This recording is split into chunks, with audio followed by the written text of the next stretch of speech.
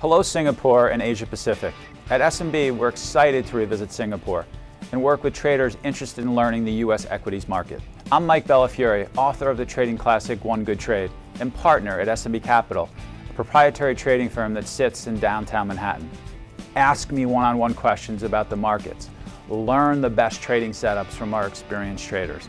Finally, take control of your trading decisions. Trading is the best job in the world.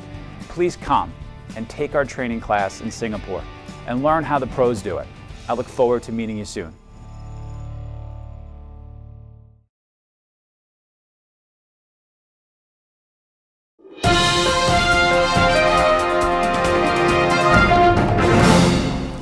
Good afternoon to all.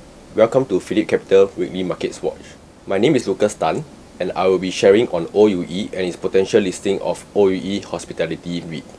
I will start off by highlighting the key terms and details of the potential REIT listing. Next, we will share our insights on the underlying real estate market trends and provide a review of the potential REIT assets. On 10th of July 2013, OUE have launched the preliminary prospectus of OUE Hospitality REIT with the Money Authority of Singapore. In this REIT's IPO, the company is seeking to raise an amount between 600 million to 613 million from external investors. This amount could be raised from an offering of 681.8 million stapled securities, of which 247.2 million will be issued to cornerstone investors. The remaining 434.6 million will be raised from the placement tranche and the public tranche. Sponsor will be issued 626.8 million stapled securities.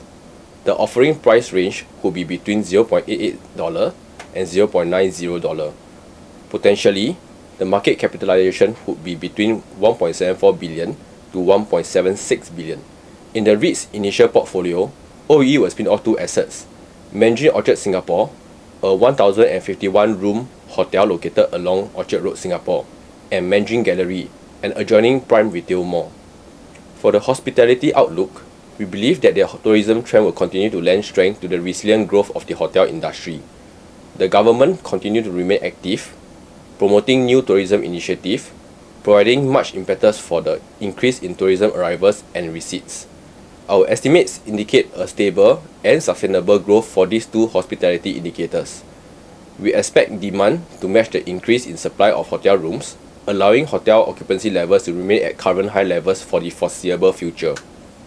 Moving on to the retail outlook, it is evident that there will be a glut of Orchard retail space supply in 2013 and 2014. However, supported by strong domestic demand and tourism, the average rents for prime areas will continue to see positive annual reversion. Additionally, due to strategic location and favorable design of the mall, Mandarin Gallery will continue to experience strong demand for its retail space. I'll move on to the individual asset review. Mandarin Orchard Singapore is a 1,051 room hotel located along Orchard Road, which is Singapore Prime Retail District.